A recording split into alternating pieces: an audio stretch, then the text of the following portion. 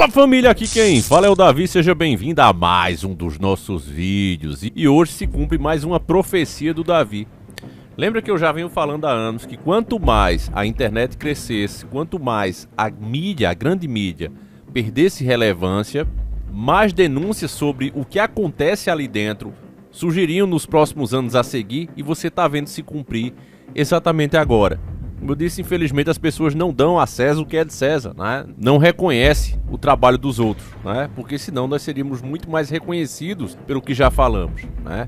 Mas é isso, quem agrada ao mundo não agrada a Deus. Eu acho que esse é o grande ponto. Então eu recebi a dica aqui do nosso querido irmão Matheus Aires, né? Que eu já deixo aqui meu abraço forte para o nosso irmão, com uma denúncia feita em livro, tipo uma biografia de um escritor de novelas, meus irmãos. Nada mais, nada menos que um escritor de novela, porque nós sempre tivemos esse tipo de denúncia.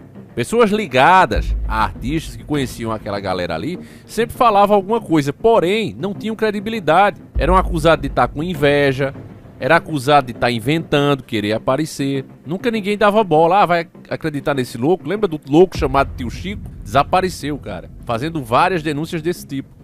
Agora, passados-se os anos, pleno 2024, aparece mais essa bomba. E como eu sei que você já tá pra lá de curioso e quer realmente saber como a TV podre de televisão merece de fato esse nome, pega agora mesmo o pão com ovo e manteiga e vamos iniciar o nosso quadro.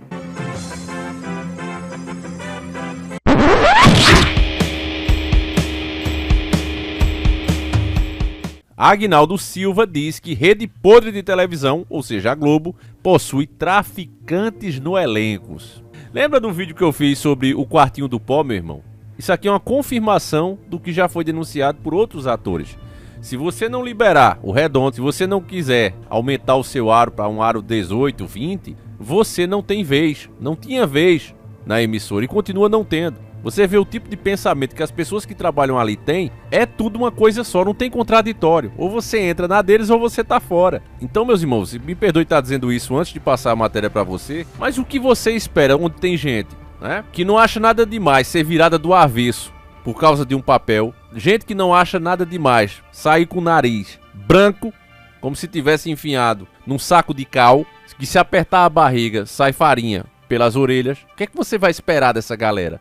Você só pode esperar o pior, e é o que você tem, principalmente nas reportagens da grande mídia brasileira. Então vamos lá. Em meio a uma série de confissões, uma das mais chocantes é a participação de traficantes como atores nos folhetins da emissora. Em uma indústria onde o brilho das câmeras muitas vezes esconde realidades complexas, esta informação adiciona uma nova camada de intrigas e questões éticas sobre a televisão brasileira. Ética, a televisão brasileira nunca teve. Inclusive, às vezes escapa aos nossos olhos. Além das opiniões, no mínimo contraditórias que eles dão, quem não lembra? No novo programa do Gugu, né, o Gugu Liberato, um cara que faleceu no palco e eles esconderam, né, nem sequer citaram nada. O cara faleceu lá. A mídia podre é isso, meu irmão, é podre de fato. Então, no livro, Agnaldo Silva não apenas narra seus sucessos e desafios como escritor de algumas das tramas mais famosas do país, né, nenhum João Ninguém, mas também expõe uma prática controversa durante os anos dourados da TV brasileira. Segundo ele, era comum a inclusão de pessoas ligadas ao tráfico de drogas no elenco, com o objetivo de fornecer substâncias ilícitas a quem? Aos atores. Faltou aqui dizer aos atores e aos diretores também, né? Ninguém fala de si próprio, né? Vamos lá. Mas dá pra você pescar aí. Ele tá dizendo que tinha esses traficantes no elenco, ou seja, também na folha de pagamento, para que ficasse mais fácil, traduzindo para você que é lá de nós é isso, para ficar mais fácil o fornecimento de substâncias ilícitas, né, da farinha, aos atores. Olha o tipo de gente que você tem influenciando o Brasil. Então mesmo, quando você olha pro Brasil, você vê as estradas esburacadas, né, e isso não gera revolta nas pessoas. Quando você vê o tanto de imposto que a gente paga, não tem saúde, não tem aspirina nos hospitais, você entenda que essa passividade do povo brasileiro é porque são manipulados por esse tipo de gente. A narrativa é outra. Acontece qualquer acidente, vamos ver se não foi excesso de velocidade. Vamos ver se a culpa não é do motorista, do motociclista. A culpa sempre é do povo, não, né? Das péssimas condições da estrada, da falta de saneamento básico que faz com que muitas pessoas adoeçam, né? Crianças, inclusive, estejam aí em fila de hospitais falecendo. A culpa é do povo. Ficou doente? Tomou uma chuvinha aí, ficou doente. Não, não é o saneamento básico, não é elas brincando no esgoto, pisando em xixi, não, né? Esse não é o problema. O problema é o quê? É porque ela saiu na chuva. Ah, entendi. É isso que a mídia sempre passou pra você. Então é por isso que o povo é tão passivo, porque foram décadas. Esses anos dourados que eles falam da TV brasileira, eram os anos que a TV dizia, esse aqui é o bom, esse é o mal. Escolha esse. Olha, pra você criar os seus filhos, você não pode fazer do jeito que o seu avô, o seu bisavô fazia, você tem que fazer do jeito que a gente tá dizendo, né? Criando uma sociedade o quê? Devassa, preguiçosa, que não tem respeito a si próprio, nem ao seu corpo, porque justamente quem tá influenciando é o que faz. É simples, meu irmão, entender. Deixa eu continuar aqui.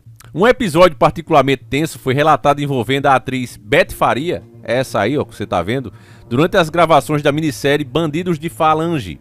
Beth se recusou a gravar uma cena crucial com um ator que, além de seu papel na ficção, tinha conexões reais com o mundo do crime. O encontro entre os personagens aconteceria em um cemitério, cenário que já contribuía para um ambiente carregado, aumentando ainda mais a tensão da atriz. Diante do medo expressado por Beth Faria, Aguinaldo Silva foi rapidamente informado sobre a situação e agiu para garantir o bem-estar de sua equipe. O autor contou que o diretor da minissérie atendeu ao seu pedido em hesitação, substituindo o ator imediatamente, o que permitiu que as gravações prosseguissem sem maiores problemas. As revelações de Aguinaldo Silva não apenas lançam luz sobre práticas questionáveis, mas também instigam uma reflexão sobre os limites éticos da produção de conteúdo televisivo. Esta discussão é essencial em um momento em que a transparência e a responsabilidade social são cada vez mais valorizadas tanto pelo público quanto pelos profissionais da área. Conversa que profissionais da área valorizam isso, os caras querem saber de dinheiro no bolso, né? E o povo já acostumou tanto com esse tipo de coisa que nem liga mais, né? Vai ter gente que vai dizer o que é que tem. Agora você tem, né, uns deuses do Olimpo aqui tão ativos,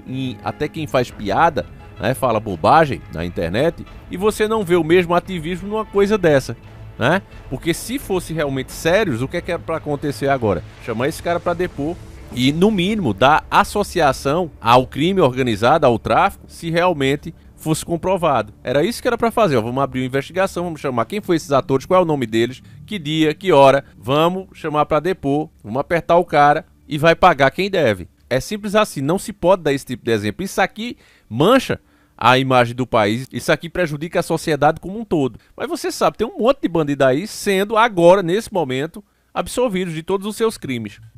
É isso que tá acontecendo agora. Continuando, ó, em suma, Meu Passado Me Perdoa não é apenas uma autobiografia comum, mas um documento valioso que oferece insígnias profundos sobre as complexidades do entretenimento brasileiro, direto de uma fonte que viveu muitos de seus capítulos importantes. Com esta obra, Aguinaldo Silva não apenas conta sua história, mas também convida o público a refletir sobre o que acontece por trás das câmeras. E aqui encerra a matéria. Então, meu irmão, você tem alguma dúvida, né, que o cara tá falando aqui de fatos reais? Quem tá desperto, quem acompanhou todo o nosso trabalho aqui, já ouviu isso e coisas muito pior. A mídia brasileira, ela é e sempre foi responsável pelo esse estado de calamidade que o país se encontra. É claro que não é eles que dão as canetadas, mas é eles que põem a caneta nas mãos mais erradas possíveis, nas piores, manipulando sempre a notícia e transformando, como você sabe, o herói em vilão e o vilão em herói. Até que chegamos a um ponto que não se tem mais herói no Brasil, que a gente tem o menos ruim.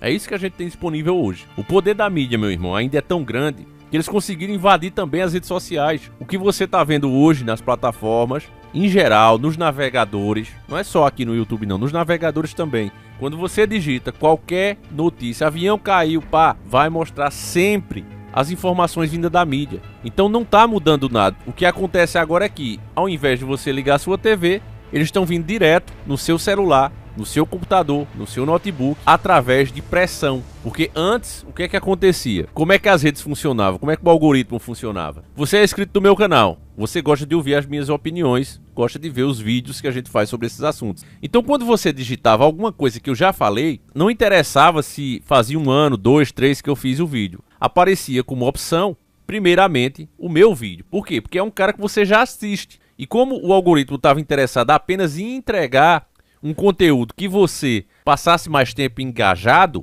então era assim que acontecia. Hoje não. Hoje eles conseguiram, através de pressão, de ameaça, de perseguição jurídica, inclusive multando a plataforma. O YouTube é a plataforma que recebeu a maior multa histórica já cobrada por uma empresa, que foi naquela questão de aparecer anúncio para criança. A televisão fez isso desde o seu início. Você estava assistindo um desenho, o que é que aparecia? Boneco do Cavaleiro do Zodíaco, não era? Isso na Manchete. Na Globo nem se fala. Na Globo, dentro do programa da Xuxa, no SBT, na Mara Maravilha, Eliana, na Record, todos eles, além de fazerem as propagandas uma atrás da outra, principalmente no horário dos melhores desenhos, tinha até uma resenha no Pokémon, né? Quem é esse Pokémon? Passava uns 10 daquilo ali. Quem é esse Pokémon? E no meio um monte de comercial e durante a programação também. Igual nesses programas, né, policiais, eles também faziam essas propagandas. Mas nunca foram multados por isso. O YouTube mostrava um comercialzinho ou outro, foi multado. A maior multa que uma plataforma levou. Agora, pra que isso? Qual foi o intuito de fazer isso? Colocar as plataformas nos seus devidos lugar, fazê-las entender que quem manda é eles e devolver a criançada as telonas, para que os pais voltem para a TV e não mais tenham controle da programação que seus filhos estão vendo. Porque aqui no YouTube as pessoas tinham controle. Você vê que conteúdo para criança hoje você não pode nem comentar. Antigamente não, você estava vendo conteúdo para criança, seu filho estava lá, você montava a playlist para ele e você via se aquele conteúdo era bom até pelos pais que assistiam junto com os filhos, aqueles que têm tempo para assistir com os filhos. Era assim antes, né? Mas com essa desculpa, o povo brasileiro é deficiente de inteligência, boa parte, né? Tem uma parte que não, mas uma boa parte é deficiente de inteligência. Então, não percebem a trama toda que estão envolvida e vai aceitando as imposições que o sistema vai colocando. E aí não adianta culpar a plataforma. As plataformas isso, a plataforma foi forçada a chegar a esse ponto que chegou hoje. E o povo continua dormindo. O povo tá nem aí, como se não interessasse, né? O combustível sobe, não interessa. O alimento sobe, não interessa. O remédio sobe, não interessa, né? Enfim, meus irmãos, tá aí, né? Um grande motivo. Se você tem na cabeça, né? Justamente aqueles que se comunicam, se comportando dessa maneira, não respeitam nem a si mesmo, você já imagina o que acontece. E olha que esse cara tá só arranhando, né? Você vê, sempre é o mesmo tipo, como eu falei pra vocês. É aquele cara que já tá se aposentando, é aquele cara que já não tem mais nada a perder, né? E aí você pode ter certeza que se eles já faziam isso quando ganhavam dinheiro, imagine agora, né? O que eles não fazem, como eles não se vendem, né? E muito mais barato e há coisas cada vez piores. Pode ter certeza disso.